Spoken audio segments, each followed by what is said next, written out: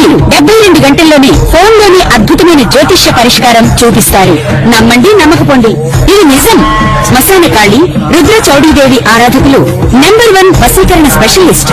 గురూజీ మనిషి పుట్టుక నుండి చనిపోయే వరకు వచ్చే అన్ని క్లిష్టమైన సమస్యలకు పరిష్కారం ఇక్కడ లభిస్తుంది. విద్య, ఉద్యోగం, వ్యవహారం, స్త్రీ ప్రేమ, పెళ్లి, సంతానం, స్త్రీ పురుష వశీకరణం, భూవశం, భార్యాభర్తల కలహాలు, కోర్టు సమస్యలు, విడాకుల సమస్యలు, చేతబడి, అప్పుల బాధ, ఇంకా మీకు ఎలాంటి సమస్యలు ఉన్నా 72 గంటల్లోనే శాశ్వత పరిష్కారం చేయబడును.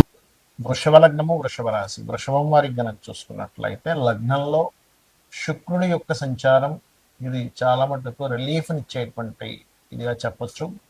కాకపోతే ఇక్కడ 2వ స్థానంలో గురువు కొంచెం కంబస్ట్ అయ్యాడు కాబట్టి షేర్ మార్కెటింగ్ రిలేటెడ్ సంబంధించిన విషయంలో జాగ్రత్తగా ఉండాలి. సహజంగా 2వ స్థానంలో రవి గురువులు ఉండడం మంచిదే, కానీ కంబస్ట్ యోగంలో ఉన్నాడు. లాభంలో శని ఉండడం కూడా మంచిదే కాబట్టి ఇది కొంచెం ఫైనాన్షియల్గా మంచి గ్రోత్ ఇస్తుంది. అదేవిధంగా కొంతమంది బిజినెస్ పీపుల్ మీకు పరిచయాలు అవ్వడం అనేటువంటి చాలా స్పష్టంగా చూపిస్తుంది. చతుర్థ భావం అంటే 4వ స్థానంలో మీరు కోర్సెస్ ఏదైనా కొత్త కోర్సు తీసుకునే విషయంలో కానీ, కన్స్ట్రక్షన్ విషయంలో కానీ, వాహనాల మీద వెళ్ళేటప్పుడు ఏదైనా ఒక ప్రాపర్టీ కొనుగోలు చేసేటువంటి అంశాలలో మీరు ఆ యొక్క ప్రాపర్టీకి సంబంధించినటువంటి విషయం ఎలా ఉంది, అదేమైనా లిటిగేషన్లో ఉన్న ప్రాపర్టీ తీసుకుంటున్నామా, లేదా తండ్రి గారి ప్రాపర్టీ విషయంలో ఏమైనా రాబోతుంది. ఎందుకంటే 12వ స్థానం అనే స్థానాధిపతి అనేటువంటిది తండ్రి గారి యొక్క ఆస్తిని సూచిస్తుంది. ఆ అధిపతి మీకు 4వ స్థానంలో ఉన్నాడు అంటే తండ్రి గారి ఆస్తి మీకు మారే విషయంలో కూడా కొన్ని లిటిగేషన్స్ ఏర్పడతాయి. కాబట్టి ఇవి కలగకుండా ఉండాలి, ఇబ్బంది కలగకుండా ఉండాలంటే కుజకేతు గ్రహాల దగ్గర దీపాలు చేస్తూ వారాహి అమ్మవారు అష్టోత్తరం చేసుకోండి, అన్ని విధాలు బాగుంటుంది. అలాగే మరొక విషయం ఏంటంటే ఇక్కడ కొత్త ప్లానింగ్, కొత్త ఆలోచన, కొత్తగా క్రియేటివ్గా ఏదో చేయడం, ఏదైనా క్రియేటివ్ రిలేటెడ్ వాటి మూలంగా కలిసి రావడం కూడా బలంగా చూపిస్తుంది. అప్పు లభిస్తుంది ఆ రోజు లగ్నంలో ఉన్నందుకు. కాకపోతే వివాహ నిర్ణయాలు, వివాహ జీవితం విషయంలో తీసుకునేటువంటి విషయాలు కాస్త జాగ్రత్తగా ఉండాలి. అలాగే మరొక విషయం ఏంటంటే ఇక్కడ గమనించుకున్నట్లయితే లాభస్థానంలో శని భగవానుడు ఉండడం అనేటువంటిది కొంతవరకు మంచిదే. కాకపోతే ఇక్కడ ఏంటంటే ప్రదేశం మారడం అంటే ఉద్యోగ సంబంధించిన విషయంలో మార్పులు ఇస్తాడు. ఇక్కడ ఏమంటే దశమాధిపతి లాభంలో ఉంటే ఎందుకు మార్పులు ఇస్తాడంటే దాని మీద కుజుడు దృష్టి ఉంది, గుర్తుపెట్టుకోండి. సింహం నుంచి 4వ స్థానంలో ఉండే కుజుడు దశమాధిపతిని చూస్తున్నాడు కాబట్టి ఉద్యోగ సంబంధించిన విషయంలో ప్రమోషన్స్, ఎదుగుదలతో పాటు స్ట్రెస్ కూడా ఉంది, మార్పులు కూడా చూపిస్తున్నాయి. ఇక మీరు నిత్యము చేయవలసిన దేవతారాధన విష్ణు లలితా సహస్రనామాల యొక్క శ్రవణము లేదా పఠనం చేయండి, అన్ని విధాలు బాగుంటుంది.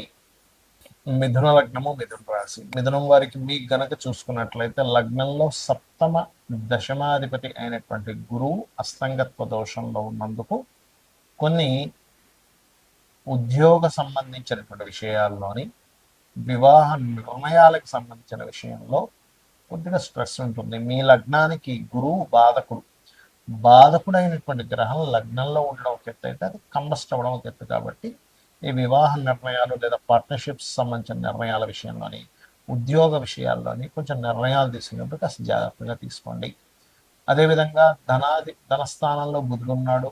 ఇది కొంతవరకు మీరు బుధుడు శత్రుక్షేత్రంలో ఉన్నందుకు, 3వ స్థానంలో కుజుడు కేతు ఉన్నందుకు మీరు ఏదైనా అగ్రిమెంట్స్ చేసేటప్పుడు ధైర్యంగా ఒక స్టెప్, సహజంగానే 3వ స్థానంలో 2 పాపగ్రహాలు అనేటువంటిది మంచిదే, అందులో ఎటువంటి సందేహం లేదు. కానీ ఇది కమ్యూనికేషన్ స్థానాన్ని బ్లాక్ చేసింది. 3వ స్థానంలో 2 కుజుడు కేతు ఉండడం, అదేవిధంగా కమ్యూనికేషన్స్ కారకుడైనటువంటి బుధుడు ప్రొసీడింగ్ హౌసెస్లో ఉన్నాయి కాబట్టి సంతకాలు పెట్టేటప్పుడు ఏదైనా అగ్రిమెంట్స్ చేసుకునేటప్పుడు కొంత జాగ్రత్తగా తీసుకోండి.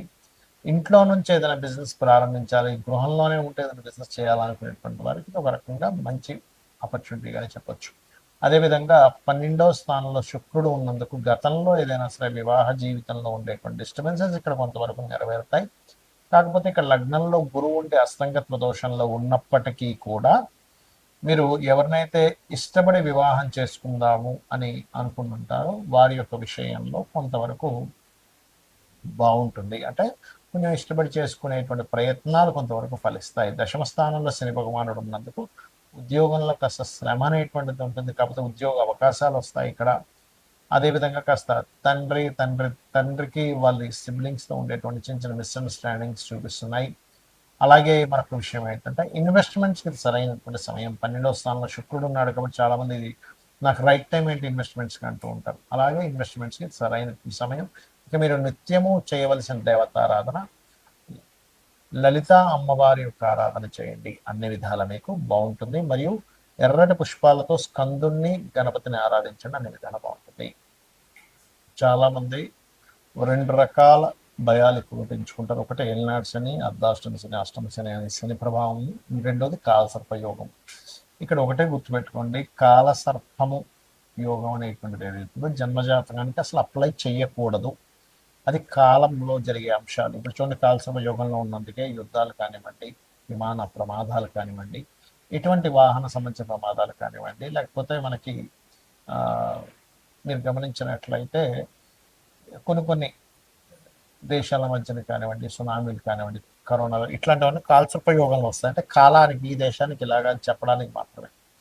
కేవలం నాకు సహజంగా ఉండే సర్పదోషాలు వాటికి కూడా పెద్దగా టెన్షన్ పడకుండా రావి చెట్టుకి ప్రదక్షిణం చేసుకోవడము, అక్కడ ఉండేటువంటి సర్పాల మీద పాలు లేనట్లయితే పసుపు నీళ్ళు వేయడం, లేదా సర్ప ప్రతిష్ఠ చేసుకోవడం ద్వారా ఖచ్చితంగా తొలగిపోతుంది. అంతగా భయం వేస్తుందండి, నాకు కాలసర్ప యోగం వల్ల అన్నీ ఆగిపోతున్నాను, మీకు ఇన్నర్ ఫీలింగ్ ఉంటే కాళహస్తికి వెళ్ళరండి. ఈశ్వరానుగ్రహం ఉంటే ఖచ్చితంగా ఏ దోషమైనా పోతుంది. ఇక ఏలినాడ్స్ అనే విషయంలో కూడా చాలామందికి ఏంటంటే, ఏలినాడ్స్ అని ఉంటే ఏమీ పనికిరాదు అనుకుంటారు. నేను చాలా వీడియోలో చెప్పాను, అయ్యా ఏలినాడ్స్ అనే సమయంలో సీఎంలు పిఎంలు అయిన వారు ఉన్నారు. నరేంద్ర మోడీ గారు కూడా ఏలినాడ్స్ లోనే పిఎం అయ్యారు, అర్ధాశ్రమ్స్లోనే కంటిన్యూ అయ్యారు. మోడీ గారి దగ్గర నుంచి మనకి చంద్రబాబు నాయుడు గారు, స్వర్గీయ ఎన్టీ రామారావు గారు, జగన్ గారు అందరూ కూడా ఏలినాడు శనిలోనే సీఎంలు పిఎంలు అయిన వాళ్ళు అని చెప్పి. కాబట్టి ఈ ఏలినాడు శని గురించి పెద్దగా మీరు భయపడకండి. కేవలం స్లో అవుతుంది.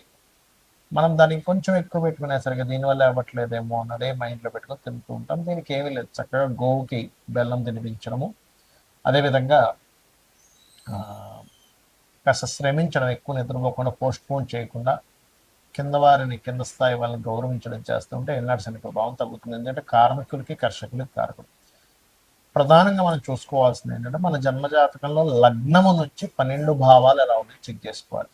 ఎదగలేకపోతున్నాము, శరీర సౌఖ్యం లేదు, శారీరకంగా కష్టమే ఉంది కానీ సుఖం లేదంటే మీ లగ్నం ఎక్కడో పాడైందంటే మీ లగ్నాధిపతి ఎలా ఉన్నాడో చెక్ చేసుకోవాలి.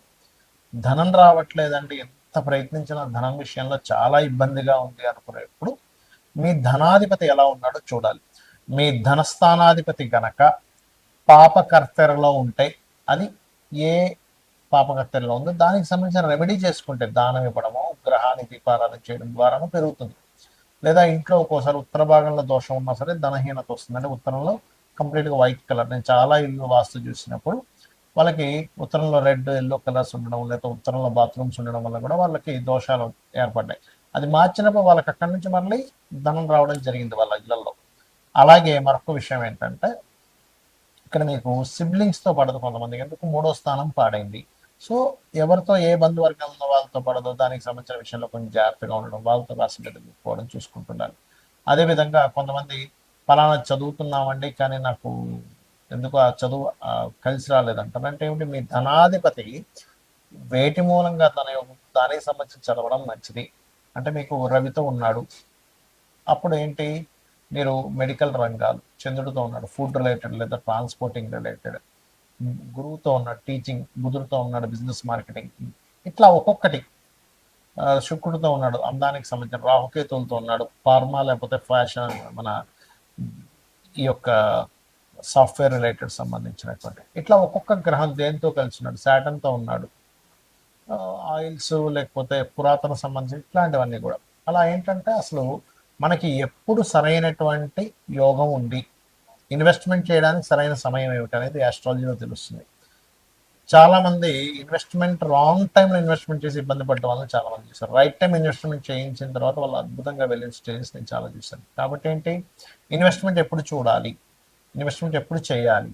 రాంగ్ టైం ఇన్వెస్ట్మెంట్, రాంగ్ టైంలో మ్యారేజ్ చేసుకోవడం వల్ల కూడా ఇబ్బంది వస్తూ ఉంటుంది. రాంగ్ టైంలో మనము గృహ నిర్మాణం ప్రారంభిస్తాం, అది ఆ సంవత్సరం కరెక్ట్ కదా, అలాంటి నెక్స్ట్ ఇయర్ చేసుకోవడం, లేదా ఒక 3 నెలల తర్వాత ఉంటుంది. అలా ప్రతిదీ కూడా ఇన్వెస్ట్మెంట్ దగ్గర నుంచి, విదేశాలు వెళ్ళడం దగ్గర నుంచి, గృహ నిర్మాణం దగ్గర నుంచి, అదేవిధంగా వివాహం చేసుకోవడం దగ్గర నుంచి అన్నీ కూడా మన జ్యోతిష్ శాస్త్రంలో ఫలానా టైం ఈజ్ పర్ఫెక్ట్, మహాదశ అంతర్దశ కరెక్ట్గా యోగిస్తుంది. ఇక్కడ లేదా గోచారం యోగిస్తుంది. ఈ రెండిట్లో ఏది యోగించకపోయినా ఆ టైంలో మనం ఆ యొక్క శుభకార్యాలు కానీ మనకి లైఫ్లో పనికొచ్చేటువంటిది కానీ లాభం వచ్చేటువంటిది చేయడం వల్ల ఎటువంటి లాభము ఉండదు, గుర్తుపెట్టుకోండి.